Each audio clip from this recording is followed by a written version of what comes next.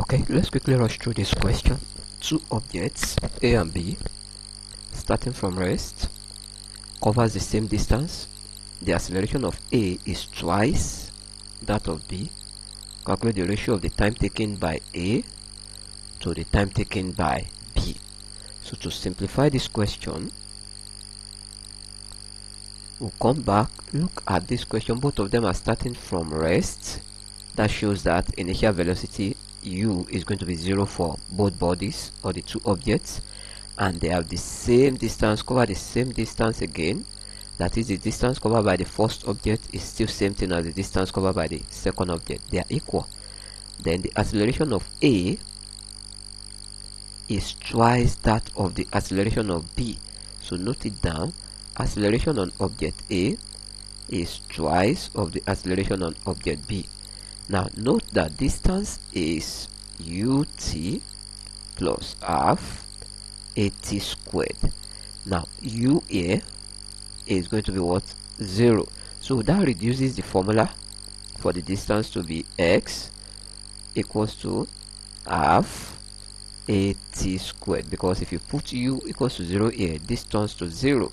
So if we look for distance covered by body A now, distance on object A is going to be what? Half of what is the acceleration of the object A. Acceleration of object A, which is AA, is twice of B. So that will be 2 of acceleration of object B, then multiply by the time. Now that will be time for object A, then that will be squared. So what we need here is these 2 here, cancel these 2. Then the distance covered by object A now will be acceleration of object B, time of object A squared. Call this the first equation, equation 1. Same way, distance covered by object B now will be half, because u is going to be 0 here, then acceleration of object B, which is A of object B, then with t of object B squared. Call this equation 2.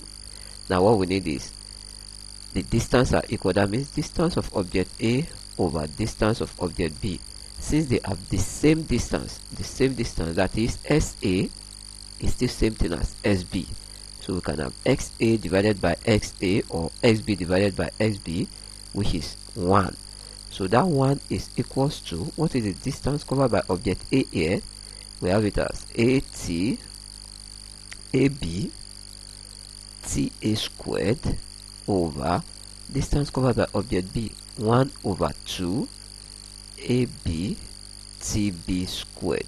Now you have 1 equals to, we'll do a simple division here, AB TA squared divided by AB TB squared all over what? 2, because this is all over 2.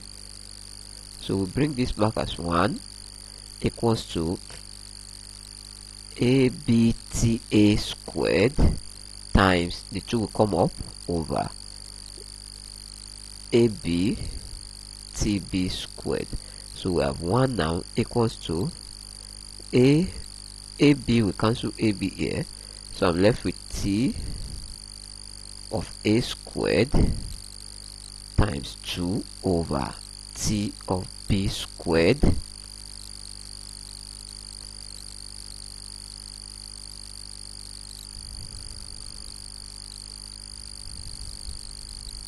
which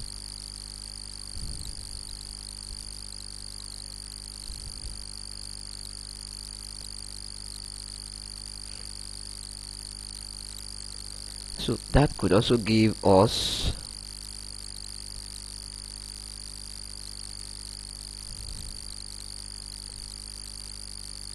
that equals to, or implies 1 is equals to 2 T of A squared over T of B squared.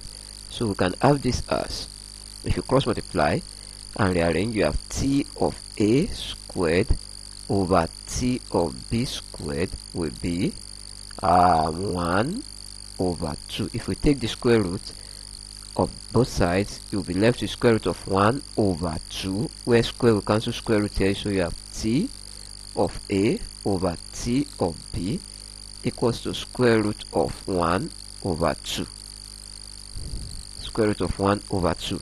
So if we take the square root of 1 over 2, which is from this part, I will now have T of A over T of B will be square root of 1 is 1 over root 2.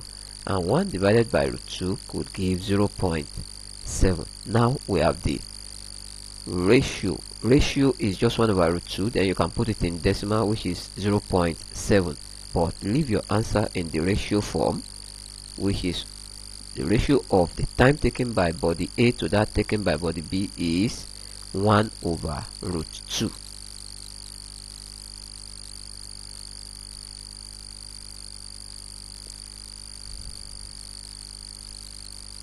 So we pick the next question.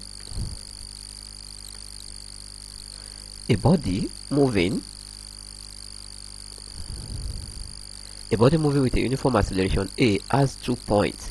Now let's go back a little to geometry, coordinate geometry. 2 points, 5,15 and 20,60. Then you are asked to calculate the acceleration of the body using the velocity time graph. Now if you have a velocity time graph, now this is velocity, the vertical axis is velocity, which is measured in meter per seconds, and the other axis here, horizontal, is time, which is measured in seconds. So this can be related to mathematics. This axis is known as your x-axis, while this other one is still equivalent to your y-axis. So if we need if we bring that back, coordinate system now, A could be x comma y mathematically. So anywhere we see x here,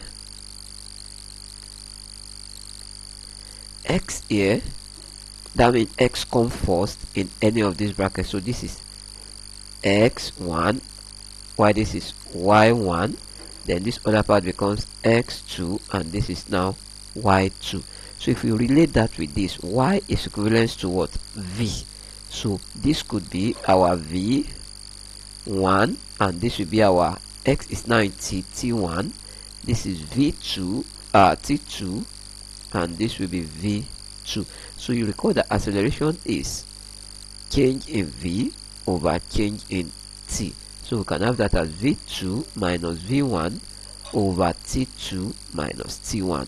So acceleration will now be v2 is 60 minus v1, which is 15, over t2 20 minus t1, which is 5.